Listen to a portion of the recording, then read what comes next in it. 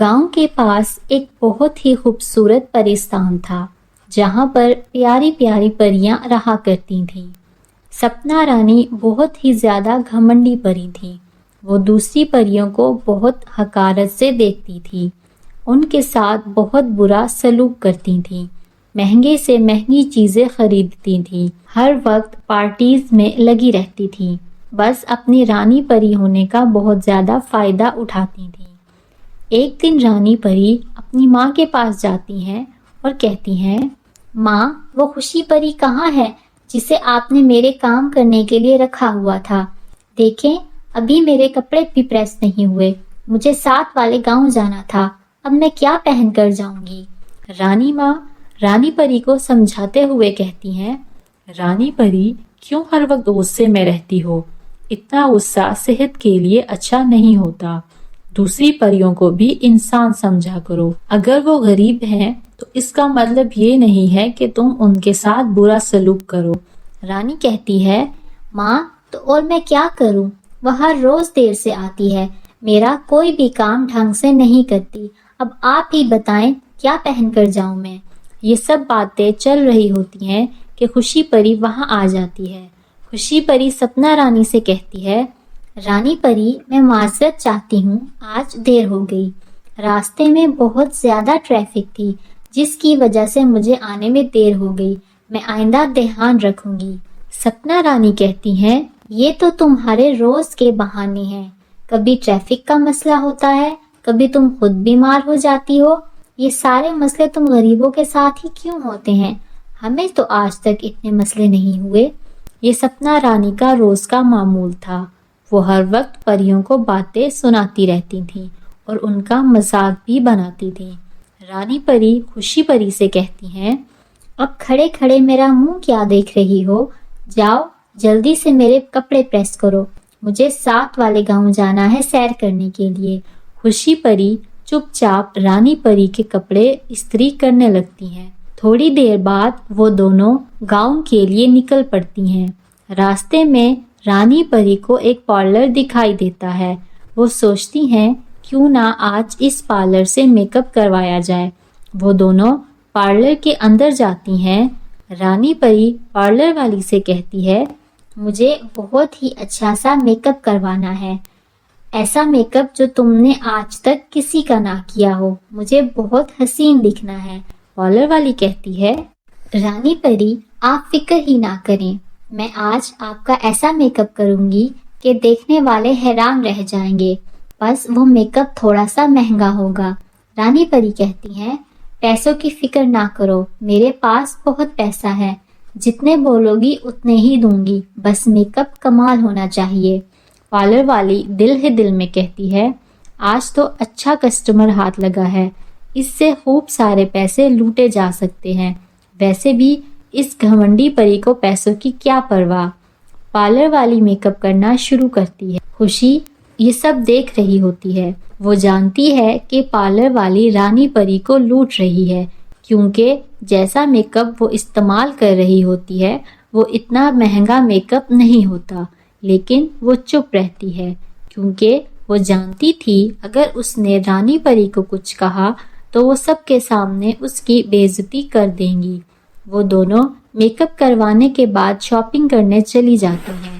Shopping کرنے کے بعد وہ پرستان جا رہی ہوتی ہیں کہ ان کے پاس ایک غریب بوڑھی عورت آتی ہے۔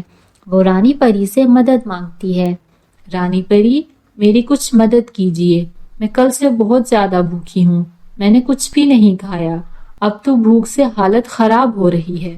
رانی پری غصے سے کہتی ہیں، ایک تو میں ان غریبوں سے بہت تنگ ہوں، جہاں دیکھو مانگنے آ جاتے ہیں، پتہ نہیں ان کو ہر وقت مانگنے کی عادت کیوں ہوتی ہے، تنگ آ چکی ہوں میں تو ان سے۔ خوشی پری رانی پری سے کہتی ہیں، رانی پری، کسی کو ایسے نہیں کہتے، وہ بوڑھی عورت ہے اور بھوکی ہیں، اسی لیے انہوں نے آپ سے مدد مانگی ہے، پتہ نہیں کتنے دن سے انہوں نے کھانا نہیں کھایا ہوگا۔ رانی پری خوشی پری سے کہتی ہیں، ایک تو تم اپنی اوقات بھول جاتی ہو، تمہیں بار بار کیوں یاد کروانا پڑتا ہے کہ تم میری نوکرانی ہو، مجھے تمہارے مشورے کی ضرورت نہیں ہے۔ خوشی پری اس غریب عورت سے کہتی ہے، اماں میرے پاس بس یہ تھوڑے سے پیسے ہیں، آپ یہ رکھ لیں، اس سے آپ کو ایک وقت کا کھانا تو مل ہی جائے گا۔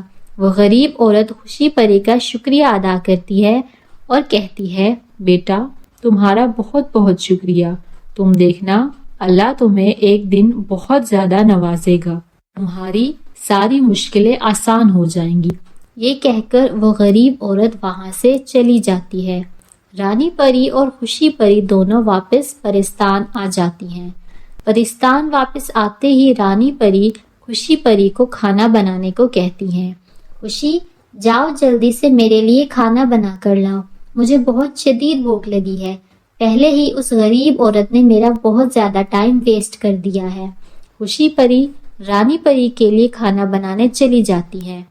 رانی پری اپنے کمرے میں بیٹھی ہوئی ہوتی ہیں کہ وہاں رانی ماں آ جاتی ہیں۔ وہ رانی پری سے کہتی ہیں، بیٹا مجھے تم سے بہت ضروری بات کرنی ہے، تمہارے لیے 7 والے پرستان سے راجکمار کا رشتہ آیا ہے، میں چاہتی ہوں کہ تم اس سے ایک بار مل لو۔ رانی پری کہتی ہے، ماں میں مل تو لوں گی، لیکن اگر مجھے وہ راجکمار پسند نہ آیا تو میں ہرگز اس سے شادی نہیں کروں گی۔ یہ کہہ کر رانی پری وہاں سے چلی جاتی ہیں۔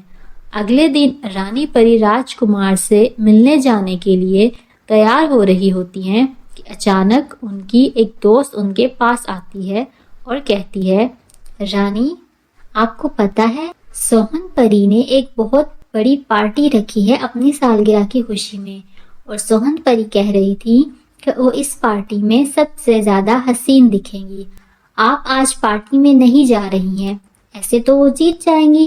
رانی پری سوچ میں پڑ جاتی ہے، وہ کسی صورت سوہن پری کو خود سے زیادہ حسین نہیں دیکھ سکتی تھی۔ رانی پری ایک پلان بناتی ہیں، وہ راجکمار کو ایک پیغام بھجواتی ہیں۔ اس پیغام میں لکھتی ہیں کہ ہم ایک بہت ہی خوبصورت برتھ ڈے پارٹی میں ملیں گے، میں چاہتی ہوں آپ مجھے سب کے سامنے پرپوز کریں، وہاں جو سب سے زیادہ حسین لڑکی ہوگی سمجھ لیجیے گا وہ رانی پری ہوگی۔ پھر اس کے بعد رانی پری تیار ہونا شروع ہو جاتی ہیں۔ رانی پری تیار ہو کر خوشی پری کو اپنے ساتھ لیتی ہیں اور پارٹی میں چلی جاتی ہیں۔ رانی پری کو پکا یقین ہوتا ہے کہ وہ آج سب سے زیادہ حسین لگ رہی ہے، اس لیے راجکمار اسے فوراً پہچان لیں گے۔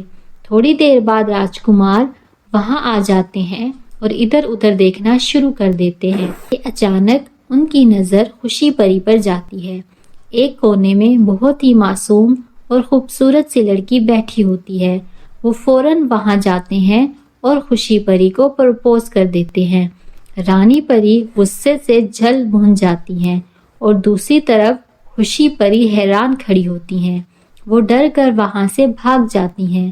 راجکمار اعلان کر دیتے ہیں کہ وہ اگر شادی کریں گے تو صرف اور صرف خوشی پری سے ہی کریں گے، سب کو ان کے فیصلے کے سامنے جھکنا پڑتا ہے، اور خوشی پری کی شادی راجکمار سے ہو جاتی ہے، وہ بھی اب رانی پری کی طرح بہت زیادہ امیر ہو جاتی ہیں۔